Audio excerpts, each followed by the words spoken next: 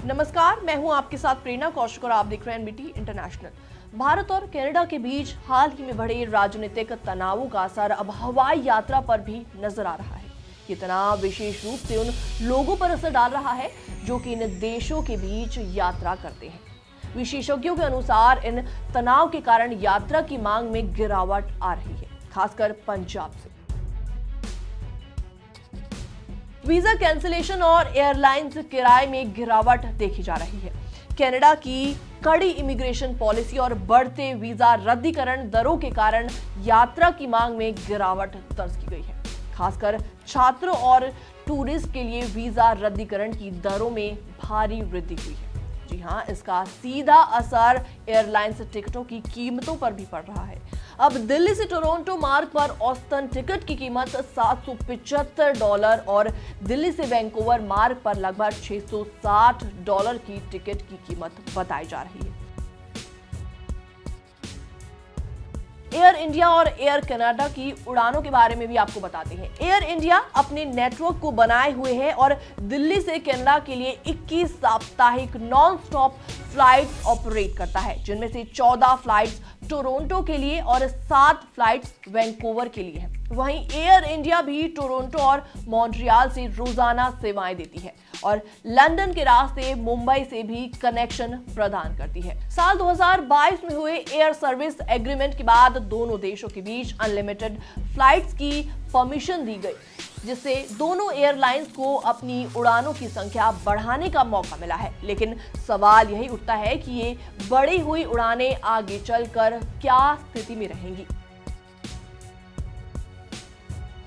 यात्रियों की संख्या में भी ऐसे में गिरावट दर्ज की गई है। दरअसल साल 2022 में भारत और कनाडा के बीच हवाई यात्रा में 1.36 मिलियन यात्री सफर कर रहे थे।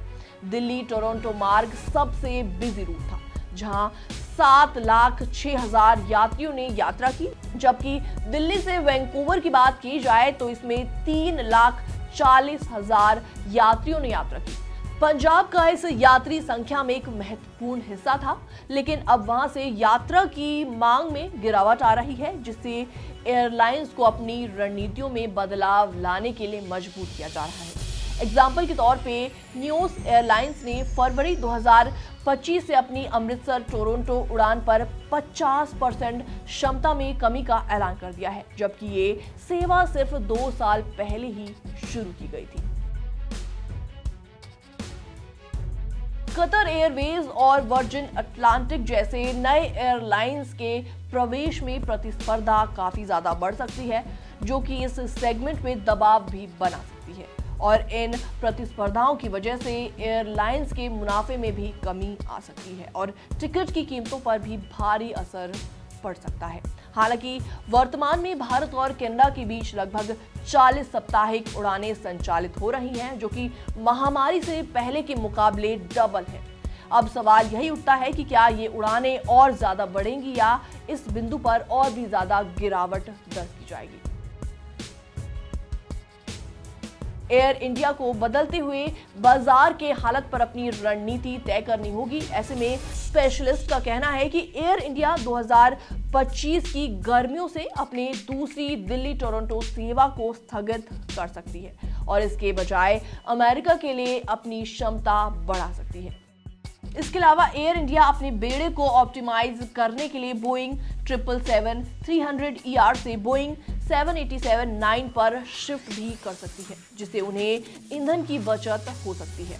एयर कनाडा के सुरक्षा उपाय भी आपको बताते हैं। दरअसल कुछ हफ्ते पहले कनाडा से सुरक्षा चिंताओं के कारण एयर कनाडा फ्लाइट्स के लिए अतिरिक्त सुरक्षा उपाय लागू किए गए हैं, जिसके कारण यात्रियों को और भी ज्यादा लंबी सुरक्षा जांच के लिए गुजरना पड़ रहा है। इसके अलावा एयर कनाडा ने यात्रियों को बताया कि वो फ्लाइट के कम से कम 4 घंटे पहले वहां पर पहुंचे, क्योंकि सुरक्षा जांच में समय भी लग सकता है। हालांकि सुरक्षा उपायों का कारण सार्वजनिक नहीं किया गया, लेकिन इन उपायों में ये संकेत मिलता है कि यात्रा सुरक्षा को लेकर कनाडा सरकार की चिंता और भी ज्यादा बढ़ गई है।